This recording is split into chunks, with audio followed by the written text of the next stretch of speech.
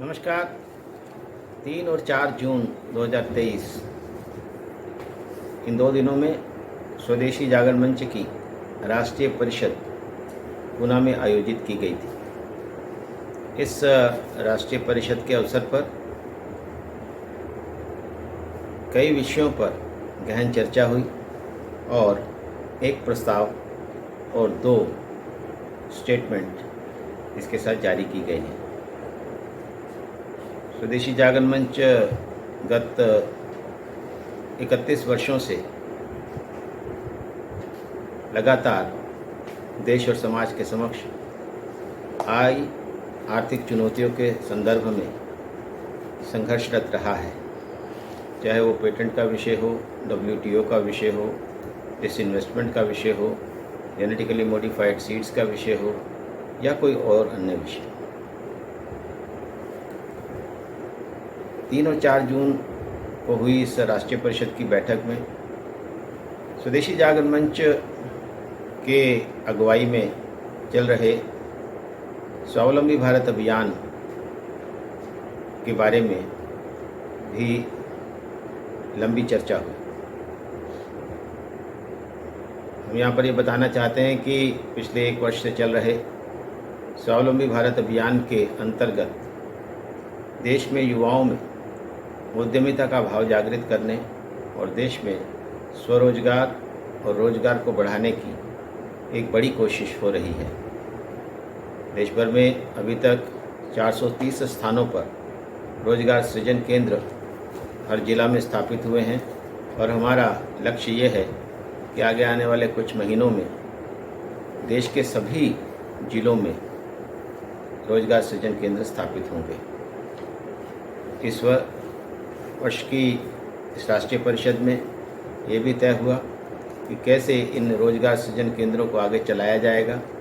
उसके लिए धन की व्यवस्था भी करनी होगी और उसके लिए भी धन संग्रह के लिए भी एक बड़ी योजना इस बैठक में बनाई गई है। इस बैठक के अंदर चर्चा करते हुए एक प्रस्ताव पारित किया गया है, भारत एक्ट 2047। 2047 में जब देश आज़ादी के 100 वर्ष पूर्ण करेगा, उस समय का भारत कैसा हो, उसके बारे में हमें अभी से प्रयास करने होंगे। चाहे वो देश में आमदनी बढ़ाने की बात हो, पर्यावरण का विषय हो, टैक्स से संबंधित विषय हों, ऐसे सब विषयों को लेकर सरकार को कैसी नीतियां अपनानी चाहिए, इन सब विषयों को लेकर हम ये जो प्रस्ताव है वो पारित किया गया है। हमारा भारत आज़ादी के जब 100 वर्ष पूर्ण करेगा तो उस समय एक विकसित भारत होगा, क्योंकि भारत में ही क्षमता है कि वो बाकी सब मुल्कों को पीछे छोड़कर आगे बढ़ जाए। हमने पिछले 10 सालों में 10वें स्थान से 5वें स्थान पर पहुंचे हैं और अब हमारा लक्ष्य पहले स्थान पर पहुंचने का है। इसके साथ ही साथ एक स्टेटमेंट जारी किया गया है, ट्रेड सेटलमेंट इन रुपी। आपको जानकारी है कि भारतीय रिजर्व बैंक ने जुलाई 2022 में एक सर्कुलर जारी करके रुपये में अंतर्राष्ट्रीय व्यापार के सेटलमेंट की अनुमति दी है।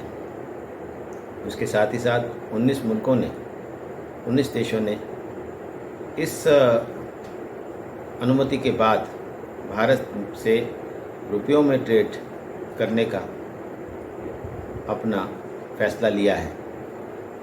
वो देश कोई छोटे देश नहीं हैं। इंग्लैंड, न्यूजीलैंड, UAE ऐसे बड़े देश भी उसमें अंदर शामिल हैं। ऐसे में जब रुपयों में सेटलमेंट होगी तो भारत में डॉलर पर दबाव कम होगा, भारतीय रुपया जो है वो मजबूत होगा। इसके अंदर आने वाली समस्याओं का भी हमें समाधान करना पड़ेगा। रुपए को अंतर्राष्ट्रीय करेंसी बनाने के लिए हमें फाइनेंशियल मार्केट्स में जाना होगा, हमें बॉन्ड्स मार्केट में भी जाना होगा। हमने इसके साथ ही साथ सरकार को ये आगाह भी किया है कि इसके साथ कहीं रुपए को कैपिटल अकाउंट के नाते कन्वर्टिबल न बनाया जाए। स्वदेशी जागरण में जो 1996 से ही लगातार रुपए की कैपिटल अकाउंट कन्वर्टिबिलिटी पर अपना मत व्यक्त करता रहा है और उसका विरोध करता रहा है। इसके साथ ही साथ हमने एक और स्टेटमेंट जारी किया है, वो है G20 में अंतर्राष्ट्रीय स्तर पर आर्थिक मुद्दों पर आम सहमति बननी चाहिए और वो सहमति ई-कॉमर्स कंपनियों पर टैक्स लगाने की, फेसबुक, मेटा जैसी कंपनियों पर टैक्स लगाने की और क्रिप्टो करेंसी को पर टैक्सेशन के संदर्भ में एक आम राय बनाने के लिए हमने आह्वान किया है और साथ ही साथ इस बात के लिए भी आह्वान किया है कि देश और दुनिया के सामने जो पर्यावरण की समस्या है उसके बारे में विकसित देश भी आगे आएं, विकसित देश भी कुछ सेक्रीफाइस करें और दुनिया को बचाने का काम करें। इन सब विषयों को लेकर स्वदेशी जागरण मंच की राष्ट्रीय परिषद अभी संपन्न हुई है। धन्यवाद।